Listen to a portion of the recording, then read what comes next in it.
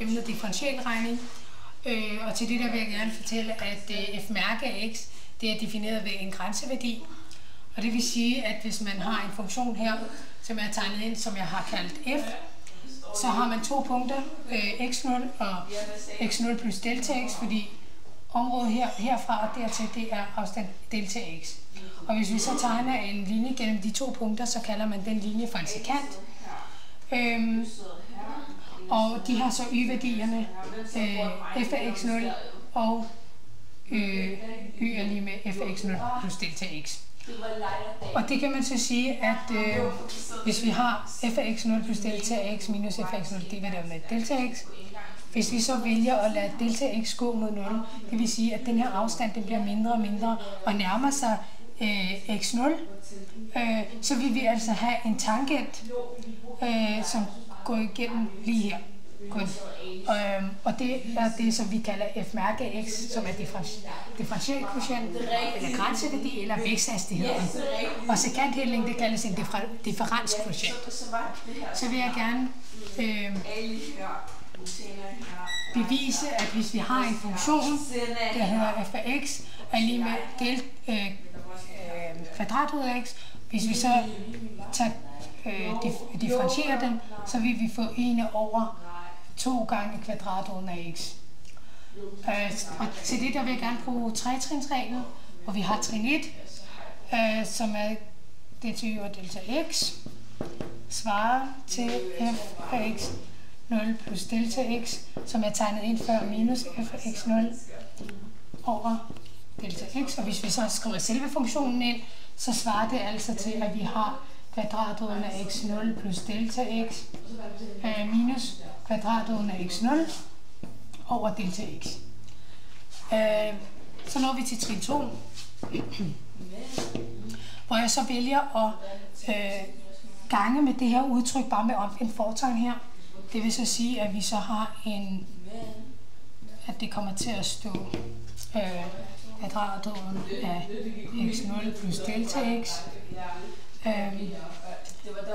minus kvadratroden af x0 gange med kvadratroden af x0 plus delta x plus kvadratroden af x0.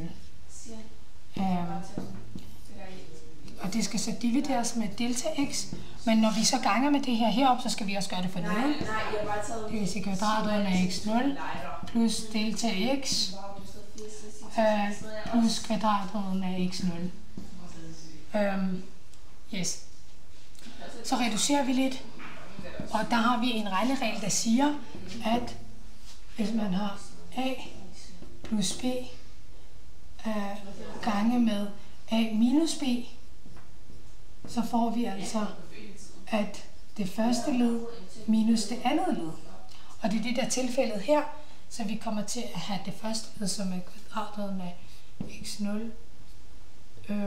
plus delta x opløftet i anden, minus det andet led, som er kvadratroden af x0 opløftet i anden. Og forneden der har vi det samme som heroppe, så der kommer til at stå kvadratroden af x0 plus delta x plus kvadratroden af x0. Og de her to, de ophæver hinanden, fordi kvadratroden er opløftet i anden, det er det modsatte af hinanden. Så vi kommer altså til at have x0 plus delta x minus x0 over hele det her kvadratroden af x gange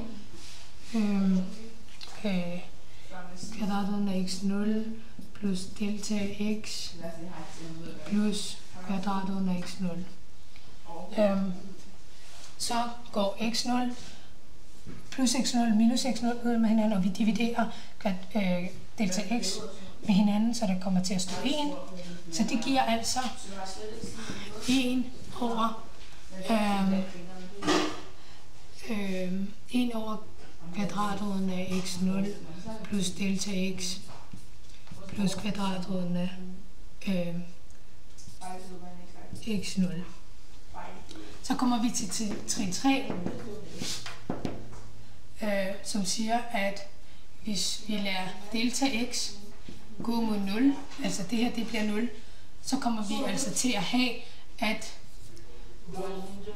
y over delta x, det kommer til at gå imod, når den her bliver 0, så kommer den til at gå imod, når der er 2 her, så siger vi bare 2 gange kvadratruden af x0. Og hermed har jeg så bevist, at hvis man har en funktion, der er kvadratruden af x, hvis man så differentierer det, så får man 1 over 2 gange kvadratruden af x.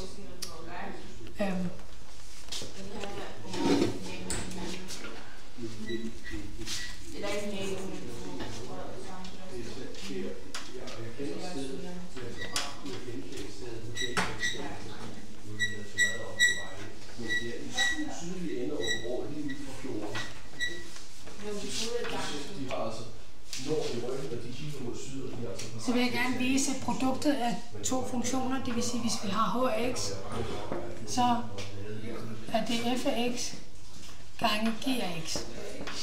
Og hvis man så differentierer det, så kommer man til at have h mærke af x er lige med det første led, den første funktion, differentieret gange den anden udifferentieret, plus den første udifferentieret gange den anden differentieret.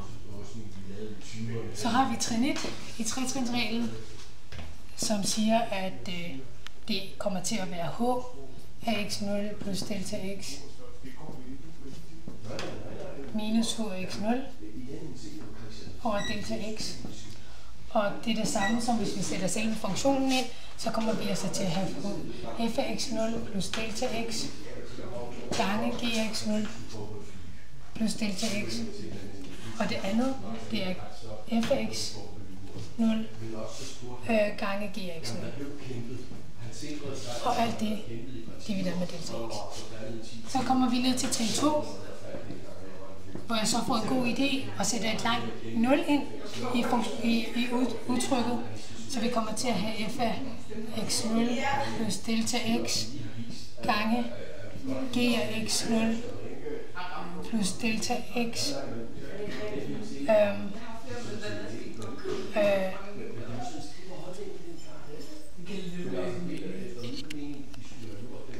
så sætter vi minus f af x0 plus delta x gange g af x plus f af x plus delta x gange g af x minus, altså resten her f af x0 gange g af x0. Og det skal, hele udtrykket skal så divideres med delta x. Så vælger jeg så at dele funktionen op her, så vi kommer til at have f af x0 plus delta x gange g af x0 plus delta x minus f af x0 plus delta x gange g af x plus f af x0 plus delta x gange g af x minus f af x0 gange g af x0. Og det er 2 funktioner, der skal divideres med, eller 2 led, der begge skal divideres med delta x. Så sætter jeg f af x plus delta x ud for en parentes og g af x ud for en parentes, så der kommer til at stå f af x plus delta x gange med g af x0 plus delta x minus g af x